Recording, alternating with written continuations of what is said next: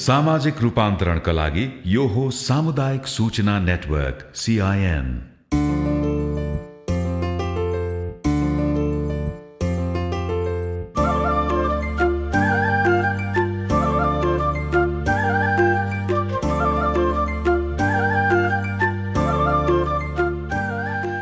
म स्वस्थ अनि मेरो देश स्वस्थ।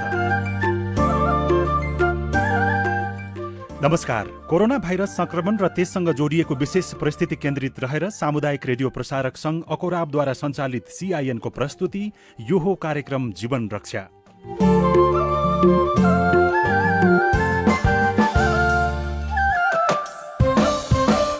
UNDP को सहकार्यमा तयार पारिएको आजको कार्यक्रम जीवन रक्षामा हामी कोरोना भाइरसको संक्रमण रोकथाम तथा नियन्त्रणमा सञ्चार माध्यम र सञ्चारकर्मीको भूमिकाको बारेमा छलफल गर्दैछौं। क्रियाशील सञ्चारकर्मी, सञ्चारसँग सरोकार राख्ने सङ्घ संस्थाका प्रतिनिधि र सञ्चार मन्त्री डाक्टर युवराज खतिवडाको विचार कार्यक्रम जीवन रक्षाको आजको अङ्कमा सुन्न सक्नुहुनेछ। पत्रकार मित्रहरूलाई कार्यक्रम जीवन रक्षामा सहभागिता जनाउनको लागि सम्पर्क गर्नको लागि अनुरोध गर्दछौं। हाम्रो फोन नम्बर हो 0152606661, साथै टोल फ्री नम्बर 1660017575। तपाईँ पनि कोरोना रोकथामका बारेमा सञ्चार माध्यमको भूमिकाका बारेमा विचार राख्न सक्नुहुनेछ। हाम्रो टोल फ्री नम्बर रहेको छ 1660017575। यो नम्बरमा तपाईँ विचार राख्नको लागि फोन गर्न सक्नुहुन्छ र हामी सातै प्रदेशमा रहेर क्रियाशील सञ्चारकर्मीसँग कुराकानीको लागि प्रयास गर्दैछौँ। हामी सुरुमा प्रदेश नम्बर 1 तर्फ लाग्दैछौँ। झापाबाट ज्ञानेन्द्र निरौला सम्पर्कमा हुनुहुन्छ। ज्ञानेन्द्रजी, के छ तपाईँको पछिल्लो त्यहाँको रिपोर्टिङको अवस्था कसरी गरिराख्नु भएको सुनाउनुहोस्। धन्यवाद छ। यति बेला अब विश्व नै थला पारेको छ कोरोनाले र झापा पनि त्योभन्दा असुतो छैन। पछिल्लो पटक प्रदेश 1 मा अलिक धेरै नै संक्रमितहरू देखेको छन् उदयपुरका कारणले गर्दा। अहिले पूर्वी नाकाकै क्षेत्रमा छु म, खास गरी नेपाल भारत सिमाना क्षेत्रमा भएकोले गर्दाखेरि पनि यो अति संवेदनशील क्षेत्र हो। विज्ञहरूले भनिरहेका छन् अब भारतसँग मात्रै सिमाना जुन स्थल सिमानालाई कडाई गर्न सक्यो भने धेरै सुरक्षित हुन सकिन्छ भनेर भनिएको बेलामा पूर्वी नाकामा बसेर पत्रकारिता गर्दै खास गरी रेडियो पत्रकारिता गरिरहँदाखेरि दुई चारवटा कुरा भन्न मन लाग्यो। यो बेलामा हामी आफै पनि सुरक्षित भएर एउटा काम गर्नुपर्ने एउटा जटिल परिस्थिति छँदैछ। सँगसँगै हामीले अरू जस्तो घरमै बसेर थन्किन पाउने अवस्था पनि छैन।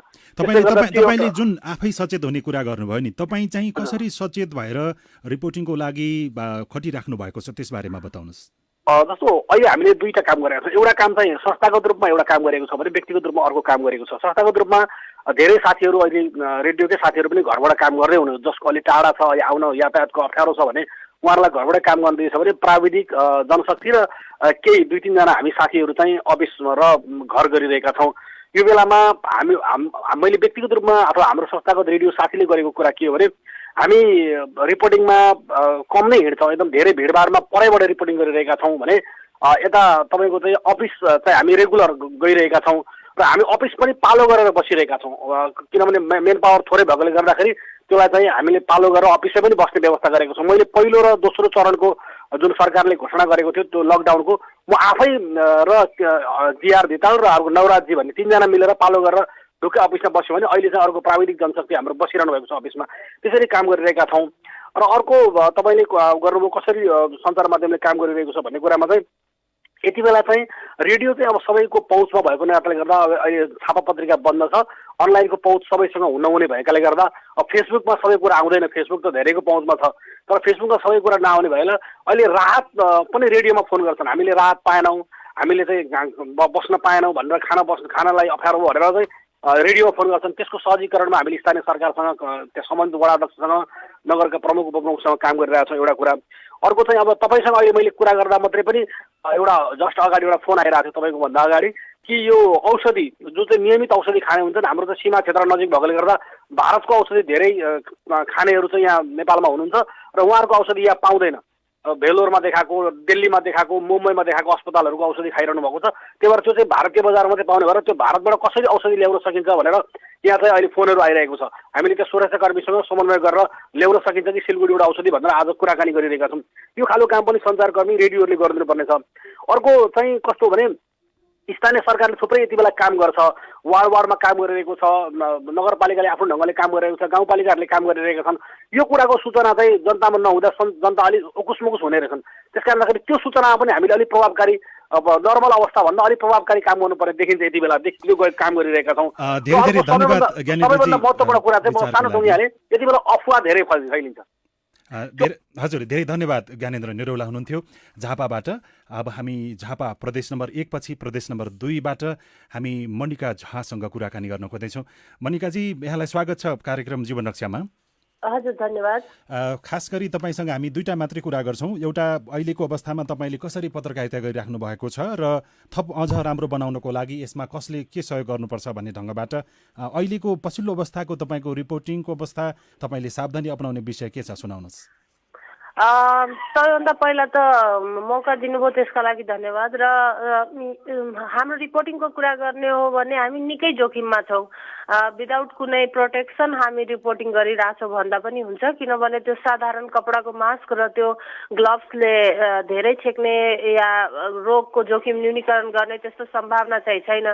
त्यही भएर भन्नुपर्दाखेरि अब ज्यानै जोखिममा हालेर पनि हामी चाहिँ काम गरिरहेको अवस्था छ। र जब तपाईँ जिल्लातिर हेर्नुहुन्छ भने जिल्लामा चाहिँ कुनै खास बिट हुँदैन। जस्तो काठमाडौँमा हेल्थ बिटमा काम गर्नेहरूलाई केही सुरक्षा पनि दिइएको छ र उहाँहरू चाहिँ अलिकति सुरक्षित भएर काम गर्ने टेक्नोलोजीहरू पनि उहाँहरूलाई थाहा छ। तर हामी जिल्लामा काम गर्नेहरूले चाहिँ हरेक बिटमा चाहिँ लेखिराख्नु पर्ने हुन्छ। हाम्रो मनिकाजी, तपाईँहरू अहिले जस्तो घरैबाट रिपोर्टिङ गरिराख्नु भएको छ कि अथवा तपाईँ प्रत्यक्ष रूपमा जहाँ त्यो घटना घट्छ त्यो क्षेत्रमा जाने आउने त्यसरी आउजाउ गर्ने गर्नुभएको छ?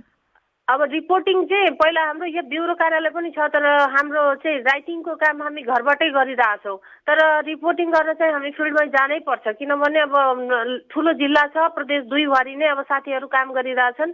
अनि त्यो तपाईँको बोर्डर एरिया छ, हामी कहाँ गाउँहरूमा प्रब्लम छ र मान्छेसँगको लामो कनेक्सन भएकोले पनि सधैँ अब पत्रकारै आइपुग्नु पर्ने भनेर एउटा प्रेसर क्रिएट हुन्छ र तपाईँले भन्नुभयो नि यो हामी असुरक्षित महसुस गरेर पनि काम गरिराख्नु परेको छ। यसमा अझ कसैले यस्तो प्रकारको सहयोग गरिदियो भने हामी सुरक्षित हुन्छौँ भन्ने केही छ? एकदमै, त्यो मैले हिजो पनि एउटा सानो कुरा भनेको थिएँ। किनभने अब हामीलाई चाहिँ भनौँ न पत्रकार महासङ्घबाट केही थान अब त्यो ग्लोभ्सहरू र त्यो सेनिटाइजर त्यो पनि अब कतिको इफेक्टिभ हो त्यो पनि हामीलाई थाहा छैन। तर अलिकति यो सेफ्टी इक्विपमेन्टहरू यदि हामीले पनि पायौँ यता जिल्लातिर भने त्यो एकदमै सहयोगी हुन्थ्यो हाम्रो लागि चाहिँ। अरूभन्दा पनि अब यो राम्रो खालको मास्क हुनु पर्यो, अलिकति सेनिटाइजरहरू हामीलाई बढी चाहिँ आवश्यक हुन्छ हिँडिराख्दाखेरि। अब बाइक छोयो, बाहिर गयो, सरसामान छोयो, त्यस्तो अवस्थामा चाहिँ त्यो चाहिँ सुरक्षाकर्मीहरूलाई जिल्ला स्तरमा उपलब्ध भइदिया भए साह्रै राम्रो हुने थियो। हस्, धेरै धेरै धन्यवाद। प्रदेश नम्बर 2 बाट हामी मनिका झासँग कुराकानी गऱ्यौँ। अमृता अनमोल प्रदेश नम्बर 5 बाट कुराकानीको लागि सम्पर्कमा हुनुहुन्छ। अमृताजी, पछिल्लो समयमा यो कोभिड-19 को समय छ, यहाँले पत्रकारिता आफै सावधानी अपनाएर अथवा जोखिम मोलेर कसरी पत्रकारिता गरिराख्नु भएको छ? हजुर, हामी चाहिँ खासमा जिल्लाबाट रिपोर्टिङ गर्ने मान्छे। अब अहिले हामीले चाहिँ क्षेत्रीय कार्यालय यहाँ भए पनि क्षेत्रीय कार्यालयमा हामी गएका छैनौँ, घरबाटै काम गरेका छौँ। तर घरबाटै काम गर्ने भन्दा पनि म टेलिभिजनमा पनि रिपोर्टिङ गर्नु भएको कारणले हामी चाहिँ फिल्डमा जानै पर्छ। अब जस्तै फिल्डमा जाँदाखेरि तपाईँले सावधानी केही अपनाउनु भएको छ कि अथवा जोखिम छ भन्ने हो तपाईँको विचार? म पूर्ण रूपमा चाहिँ 100% चाहिँ सुरक्षित छु भन्ने चाहिँ त्यो फिल हुँदैन, अनुभव हुँदैन म 100% सुरक्षित छु भन्ने। तर आफूले जानेको र अहिले चाहिँ सुझाए अनुसार जस्तै मास्क लगाउने, अनि ग्लोभ्सहरू लगाउने, सेनिटाइजर प्रयोग गर्ने, अलिकति चाहिँ डिस्टेन्स मेन्टेन गरेर चाहिँ रिपोर्टिङ गर्ने गरेका छौँ। तर त्यस्तो गर्दै गर्दाखेरिमा पनि के हुन्छ भने टेलिभिजनलाई चाहिँ आवाज लिनुपर्ने, आवाज लिँदाखेरिमा चाहिँ माइक नजिक लैजानु पर्ने होइन। अनि उहाँहरू पनि कोही चाहिँ अब सामान्य रिपोर्टिङ हुँदैनन् यो बेलाका, कोही चाहिँ आवेशमा आउने, कोही चाहिँ एकदम भावनामा बग्ने, त्यो हुँदाखेरिमा छोइने कुरा चाहिँ भइरहेको छ। यसले गर्दा म असुरक्षित भएँ कि भन्ने अनुभव त हुन्छ। अब के गर्ने, कामै हाम्रो चाहिँ कस्तो हुँदो रहेछ भने अरू बेला त प्रेस कार्ड देखाएपछि चाहिँ आन्दोलनबाट पनि बच्न सकिने, जोखिमबाट पनि बच्न सकिने, तर यो कोभिडबाट चाहिँ बच्न सकिन्न भन्ने थाहा छ। र पनि फेरि यो बेलामा पेसालाई नै थाती राख्न पनि नसकिँदो रहेछ, जोखिम बन्ने काम गर्ने यस्तो भइरहेछ। तपाईँलाई अझ सुरक्षित बनाउनको लागि तपाईँ कार्यरत संस्था हुनसक्छ अथवा तपाईँ कार्यरत प्रदेश सरकार, स्थानीय सरकार हुनसक्छ, उनीहरूबाट केही तपाईँले सहयोगको अपेक्षा गर्नुभएको छ? सहयोगको अपेक्षा भनेर मौखिक रूपमै मलाई यो सहयोग गर्नुहोस् भनेर त मैले भनेको छैन अहिलेसम्म। र म कार्यरत मिडियाले पनि तपाईँ सुरक्षित रहनुहोस् भनेर सजग चाहिँ गराउनु भएको छ। यसरी सुरक्षित हुनुहोस् भनेर त्यो प्रक्रिया अथवा ती उपकरण साधन त्यस्ता उपलब्ध गराएको छैन। प्रदेश सरकार होस् अथवा स्थानीय सरकार होस् अथवा चाहिँ पत्रकार महासङ्घ नै होस्, कुनैले पनि अहिलेसम्म तपाईँहरू फिल्डमा खट्नुहुन्छ, तपाईँलाई चाहिँ मास्क प्रयोग गर्नु पर्ला, ग्लोभ्स प्रयोग गर्नु पर्ला, सेनिटाइजरहरू अरू प्रयोग गर्नु पर्ला भनेर त्यस्तो कसैले दिएको र मैले लिएको चाहिँ छैन। मैले सुन्न चाहिँ सुनेको छु प्रदेश सरकारले पनि बाँडेको छ अरे, कसलाई चाहिँ सञ्चार माध्यमलाई, अनि चाहिँ पत्रकार महासङ्घले पनि बाँडेको छ अरे भन्ने त सुनेको छ, तर छैन। अब सामान्य रूपमा अपेक्षा गर्ने कुरा राम्रो हो, अपेक्षा पनि छ, तर मैले अहिलेसम्म बुझेको चाहिँ के हो भने फिल्डमै खटिने पत्रकारहरू चाहिँ प्रायोरिटीमा कहिल्यै पर्दैनन्। त्यो प्रायोरिटीमा म पनि हुन्न, म जस्ता अरू साथीहरू पनि हुन्नन्। यो पाउने लिने चाहिँ त्यो नजिकको मान्छे हो, मैले चाहिँ यति अनुभूति गरेको छु।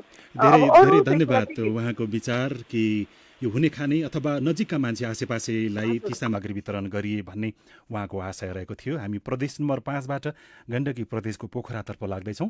पोखराबाट जमुना वर्षा शर्मा हुनुहुन्छ। शर्माजी, यहाँहरूको पछिल्लो यो कोभिड-19 को यो बीचमा पत्रकारिता कसरी अगाडि बढिराखेको छ, जानकारी दिनुहोस्। धन्यवाद।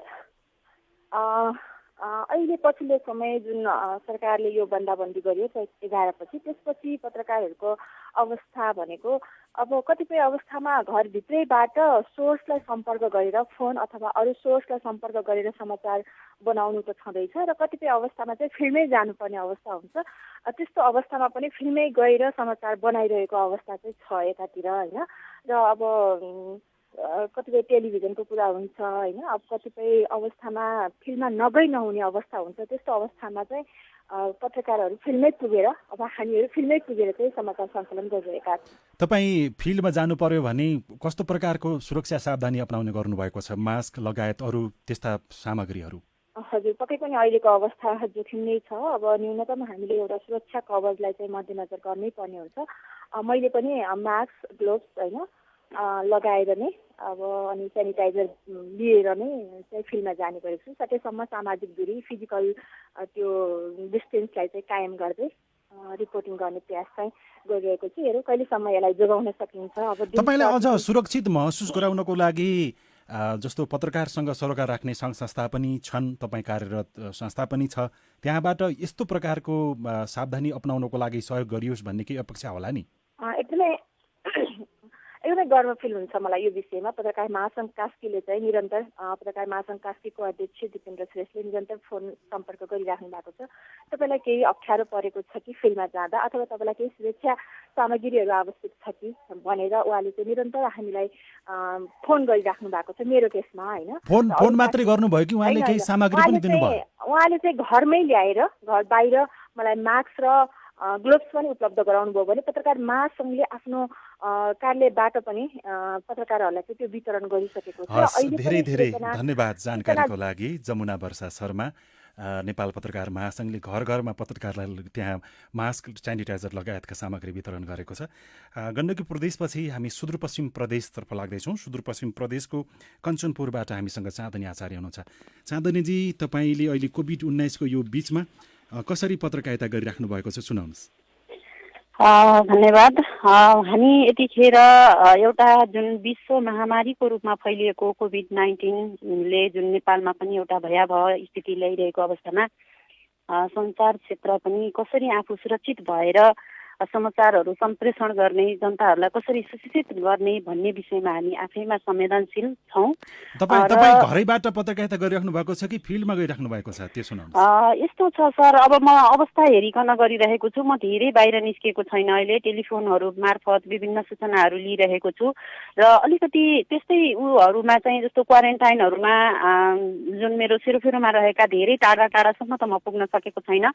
जुन मेरो सेरोफेरोमा रहेका नजिकका गाउँपालिकाहरूका क्वारेन्टाइनहरूको जुन रिपोर्टिङ गर्ने सिलसिलामा जस्तो भारतबाट आउनुभएका व्यक्तिहरूको उहाँहरूको अवस्था के छ भन्ने विषयमा चाहिँ उहाँहरू समक्ष पुगेर मैले चाहिँ रिपोर्टिङ गरिरहेको अवस्था हो।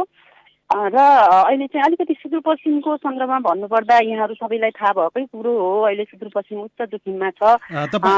यसो गरौँ, तपाईँले सुदूरपश्चिमको पत्रकारिताको बारेमा बताउनु भने समय धेरै लाग्न सक्ला। छोटकरीमा तपाईँलाई पत्रकारसँग सङ्घ संस्था पनि जोडिएका छन्, कसैबाट केही अपेक्षा गर्नु भएको छ यस्तो प्रकारको सहयोग चाहियो भनेर? एकदमै यतिखेर जुन फ्रन्ट लाइनमा जुन सञ्चारकर्मीहरू पनि यतिखेर रहेर काम गरिरहेको अवस्थामा चाहिँ जुन सुरक्षाकर्मी, स्वास्थ्यकर्मी सँगसँगै सञ्चारकर्मीहरूलाई पनि उहाँहरूको स्वास्थ्य, हामीहरूको स्वास्थ्यको अवस्थालाई मध्यनजर गरेर विभिन्न निकायले चाहिँ सहयोग गर्नुपर्ने अवस्था छ। यतिखेर एउटा स्वास्थ्य सामग्री मात्रै नभएर, सुरक्षाको सामग्री मात्रै नभएर अहिले धेरै पत्रकार साथीहरू जस्तो भाडामा बसेर पत्रकारिता गर्नुपर्ने स्थिति छ, कतिपयलाई चाहिँ खाना बस्नकै समस्या छ होइन। जस्तो मेरो सन्दर्भको कुरा गर्नु पर्दाखेरि म चाहिँ यतिखेर म आफ्नो घरमा रहेर काम गरिरहँदाखेरि पनि बाहिर गएर मैले रिपोर्टिङ गर्दाखेरि मसँग एउटा आफैमा सेफ्टी अपनाउने सामग्री नै छैन यतिखेर होइन। सामान्य एउटा भनेको त्यसको व्यवस्था गरिनु पर्यो भन्ने तपाईँको निष्कर्ष? हजुर हजुर, एकदमै। त्यसका लागि धेरै धेरै धन्यवाद चाँदनी आचार्य, कञ्चनपुरबाट पत्रकारिता गर्नुहुन्छ र त्यहाँको अवस्थाको बारेमा बताउँदै हुनुहुन्छ। समग्रमा देशभरका पत्रकारहरूको प्रतिनिधि आवाज हो भन्ने ठान्छौँ हामी कि कस्तो अवस्थामा छ। केही सङ्घ संस्थाले सेनिटाइजर, मास्क लगायतका सामग्री वितरण गरेका छन् र यो सन्दर्भमा यो पर्याप्त छ कि छैन, कसको भूमिका कस्तो हुन्छ? हामीसँग शिव गाउँले, नेपाल पत्रकार महासङ्घका पूर्व अध्यक्ष, खोज पत्रकारिता केन्द्रका सम्पादक उहाँ पनि हुनुहुन्छ र हामी उहाँसँग कुराकानी गर्दैछौँ। गाउँलेजी स्वागत छ यहाँलाई। धन्यवाद। यहाँले पनि केही कुरा त सुन्नुभयो, देशभरमा रहेका पत्रकारहरूको अवस्था अहिलेको यही नै हो। यो कोभिड-19को यो जुन सङ्क्रमण छ यसमा खास कसको भूमिका पुगेन अथवा के छ भन्ने लाग्छ यहाँलाई? मैले खास गरी अरू समग्र एक खालको अब्जर्भेसन, एउटा अवलोकन गरिरहेको र पछिल्लो अहिले तपाईँहरूकै कार्यक्रममा तीनजनाको, मनिकाको, अमृताजीको र चाँदनीजीको तीनजनाको कुराहरू सुने र मलाई लाग्छ नेपाली सञ्चार कर्ममा संलग्न हुने पत्रकारहरूको प्रतिनिधिमूलक आवाज त्यही नै हो। उनीहरू अघिल्लो मोर्चामा काम गरिरहेका छन्। भनेको अहिलेको जुन कोभिड-19 विरुद्धको लडाइँमा स्वास्थ्यकर्मी, सुरक्षाकर्मी, पछि सञ्चारकर्मीहरू पनि त्यही एउटा भनौँ न तेस्रो घेरामा छन् भनेर मानिन्छ र त्यस क्रममा चाहिँ नेपालमा हामीले गरिरहेको पत्रकारितामा सञ्चारकर्मीहरूले चाहिँ एक किसिमले भन्दाखेरि असुरक्षित अवस्थामा, एकदमै असुरक्षित अवस्थामा काम गर्नुपर्ने अवस्था देखिन्छ। त्यो भनेको के हो भन्दाखेरि त्यो भौतिक सुरक्षाका लागि पनि, भनेको भाइरस प्रोटेक्सनका लागि त्यो एउटा न्यूनतम पूर्वाधारहरू बिना काम गरिरहनु परेको छ एउटा अवस्था भने। जस्तो यहाँनिर यो अवस्था तपाईँले पनि केही आवाज त सुन्नुभयो, तर यसलाई अझ जोखिमबाट टाढा राख्नको लागि जस्तो विभिन्न पत्रकारहरू कुनै न कुनै सञ्चार माध्यमसँग आबद्ध छन्, आफैले पनि सञ्चालन गरेका होलान्, तर यो कसले, सरकारले, प्रदेश सरकारले, स्थानीय सरकारले, पत्रकार महासङ्घले यस्तो गरिदिएको भए अझ वातावरण ढुक्क हुन्थ्यो भन्ने तपाईँलाई के लाग्छ? होइन, मलाई के लाग्छ भने यो मेरो विचारमा हेर्नुहोस्, अब यो सिचुएसनको बारेमा, यो अवस्थाको बारेमा हामी जानकार छौँ। अब यो बेलामा हामीले पत्रिकाको व्यवस्थापकलाई, रेडियोको सञ्चालकलाई अथवा टेलिभिजनको यो के अरे सञ्चालक समितिलाई दोष लगाउने थपक उनीहरूले व्यवस्था गर्नु पर्थ्यो भन्नु त बडो सजिलो कुरा छ। तर सँगसँगै कुरो के हो भने उहाँहरूले आफूमा काम गरिरहने मान्छेहरूको सुरक्षाका लागि न्यूनतम ध्यान पुर्याउनै पर्छ। यसमा यो अन्यथा कुरै होइन।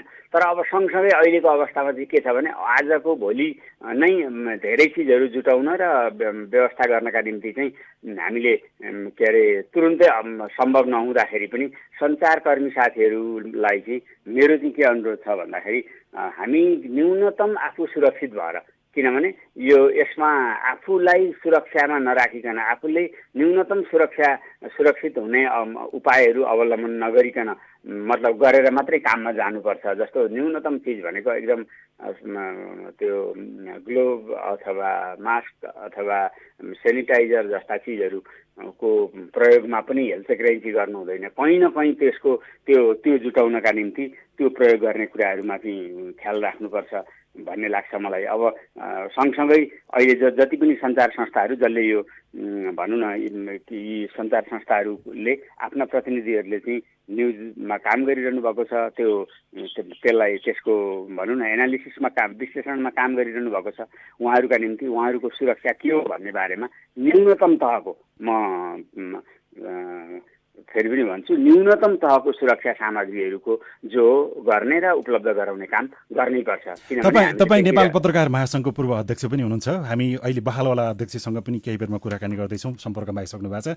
अहिलेको पत्रकार महासङ्घको भूमिकाप्रति तपाईँ 100% 100% सन्तुष्ट हुनुहुन्छ कि अथवा तपाईँ कति प्रतिशत मान्नुहुन्छ? होइन, म यो मतलब यो विपद भएको हुनाले पुरै त्यसरी हेर्दिनँ। मलाई के लाग्छ एउटा भने पत्रकार महासङ्घ आफ्ना सदस्यहरूको हितमा, आफ्ना सदस्यहरूको स्वार्थमा, आफ्ना सदस्यहरूको व्यावसायिक र भौतिक सुरक्षाका लागि काम गर्नुपर्ने संस्था हो। त्यसो गर्ने कुरा एउटा भयो, तर गरिराखेको अवस्था छ कि छैन? होइन, यसो नि त लकडाउनमा चाहिँ पत्रकारहरू मात्रै होइन क्या, स्वयं पत्रकार महासङ्घ पनि लकडाउनमै हुन्छ। त्यस हुनाले यस्तो बेलामा मैले के मात्रै भनिरहेको भन्दाखेरि त्यो संस्थाले गरिरहेका कामहरूको टीका टिप्पणी र विवेचनाको कुरा आफ्नो ठाउँमा छ। हामीले हाम्रा सम्मेलनहरू, हाम्रा अधिवेशनहरू, हाम्रा भेलाहरू मार्फत भोलि त्यसको बारेमा मजाले विवेचना गरौँला। ल, लिडरसिपले गरेको गल्ती कमजोरी त्रुटि छ भने त्यसमा जवाबदेही पनि बनाउँला। तर कुरो के भने अहिले तपाईँ र मैले चाहिँ पत्रकार महासङ्घले यो काम गरेन भन्दैमा पत्रकारहरू सुरक्षित हुँदैनन् क्या। त्यसले गर्दा मैले के भनेको भने न्यूनतम चिज हामीलाई के आवश्यक पत्रकार महासङ्घले प्रोभाइड गरोस्, जस्तो मास्कका लागि, ग्लोभका लागि, सेनिटाइजरका लागि, अब त्यस्तोहरू चाहिँ देशभरि न्यूनतम उपलब्ध गराउन सक्ने होइन। अब कतिपय ठाउँमा त मतलब पत्रकारहरूले फ्रन्टमा गएर काम गर्दाखेरि उनीहरूका लागि समेत व्यवस्था गरिएका समाचारहरू हामीले बाहिरको उयोहरूमा पढिरहेका छौँ। तर त्यो पनि किन दिगो भइरहेको छैन भन्दा तपाईँले छिमेकी मुलुक भारतमा हेर्नुभयो भने अघिल्लो उसमा बसेर काम गरिरहेका ठुलो सङ्ख्याका पत्रकारहरू चाहिँ सङ्क्रमित देखिसकेका छन्। त्यहाँ अर्को चिन्ताको विषय भएको छ यो। त्यस हुनाले मेरो चाहिँ समग्रमा भनाइ के भने मेरो विचारमा भोलि आफ्नो जिम्मेवारी हामीले कति पुरा गऱ्यौँ, कति गरेनौँ, महासङ्घले के गर्नु भनेको यो समीक्षाको विषय भविष्यमा आउँछ भन्न खोज्नुभयो। अहिले चाहिँ के गरिहालौँ भन्दा व्यवस्थापक, महासङ्घ, सदस्य हामी सबै भएर इन्फर्मेसनलाई फ्लो गर्ने काम कन्टिन्यू गरौँ। न्यूनतम सुरक्षाका लागि आफूले गर्न सक्ने कामहरूको बारेमा होसियारी गरौँ। अलिकति पनि लापरवाही हुन नदिउँ। भइहाल्छ नि, हाम्रोमा त छैन होइन, हाम्रा छन् नि हामीले आफूलाई बचाउ अलि हेलचेक्राइ गर्ने उपाय बाहनाहरू, त्यो चाहिँ गर्न भएन।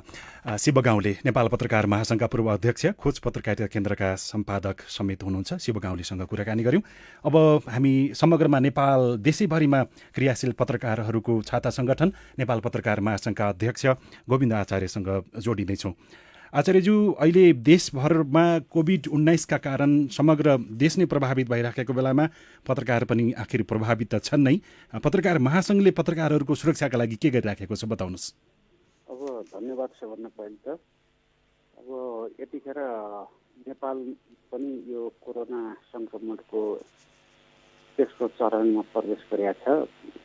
देश बाहिरबाट आउने व्यक्ति हुँदै घर परिवारका सदस्य त्यसपछि समाजसम्म सङ्क्रमण पुगेको छ।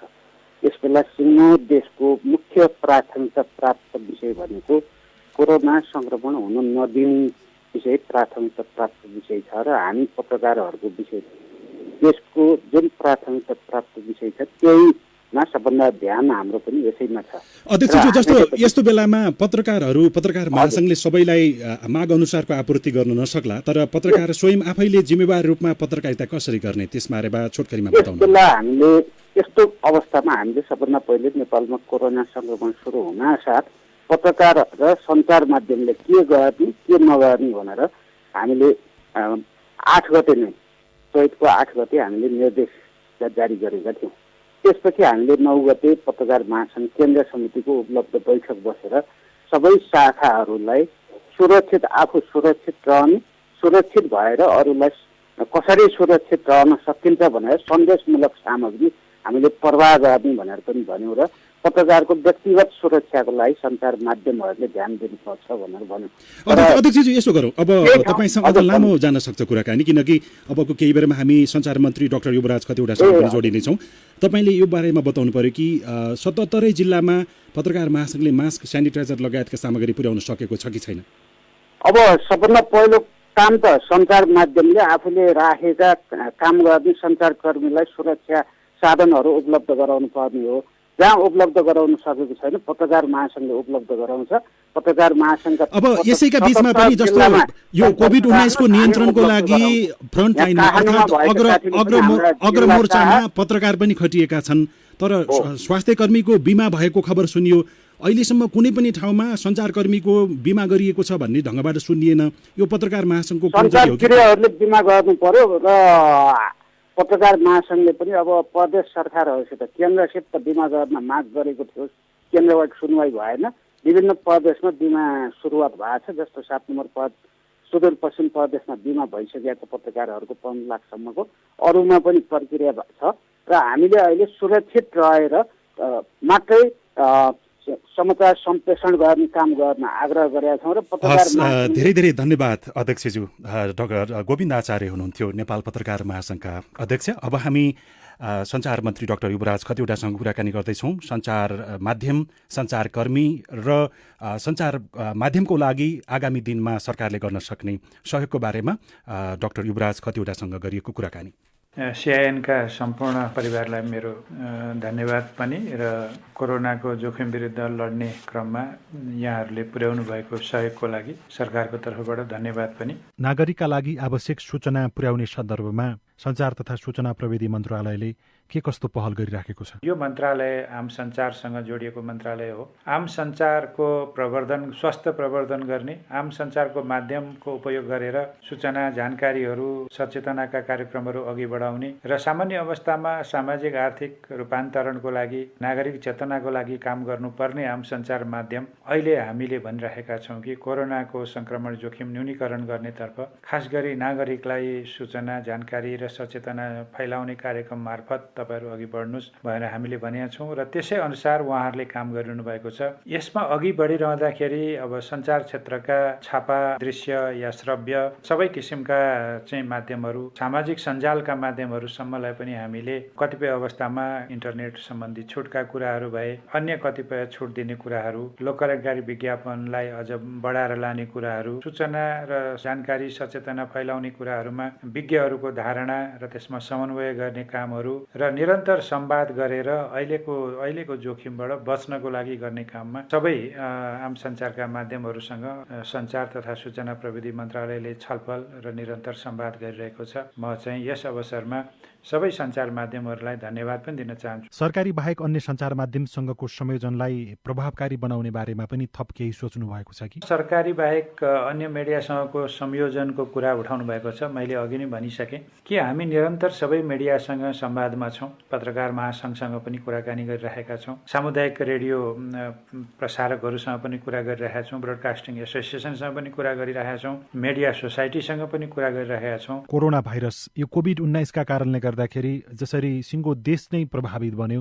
त्यसरी नै यो मुलुकमा रहेका सञ्चार माध्यमहरू, अझ खास गरी सामुदायिक सञ्चार माध्यमहरूले तपाईँलाई ज्ञापन पत्र बुझाएर नै विशेष व्यवस्था गर्न पनि माग गरिसकेका छन्। यस सन्दर्भमा तपाईँको विचार, तपाईँको बुझाइ के हो? लकडाउनको कारणले मिडिया क्षेत्रमा परेको असर त्यसमा पनि छलफल गरिरहेका छौँ, तर यसको बावजुद पनि सुरक्षित ढङ्गले समाचार सङ्कलन गर्ने, सम्प्रेषण गर्ने र न्यूनतम सञ्चारका क्षेत्रका गतिविधिहरूलाई चलायमान गर्नको लागि सरकारले सहजीकरण पनि गरेको छ र अहिले चाहिँ के सरकारी, के निजी, के सामुदायिक हामी एक ठाउँ बसेर काम गर्नुपर्नेछ। यो कोरोनाले कुनै सरकारी या गैर सरकारी या निजी या सामुदायिक भन्ने चिन्दैन, यो सबैको लागि उत्तिकै थ्रेट हो। बेभार बोकेर पनि नेपालका सञ्चार माध्यमहरूले भूमिका निर्वाह गरिराखेका छन्। आगामी बजेटमा कुनै कुराको सम्बोधन गर्ने बारेमा पनि तपाईँले सोचिराख्नु भएको छ कि? परेका समस्याहरूलाई पनि कसरी हल गर्न सकिन्छ हाम्रा नीति कार्यक्रम बजेटहरू मार्फत भन्ने कुरालाई पनि हामी छलफल गरेर अघि बढिरहेका छौँ। मलाई लाग्छ हाम्रो यो सहकार्यले कोरोनाको संक्रमण रोक्न हामी सफल हुनेछौँ।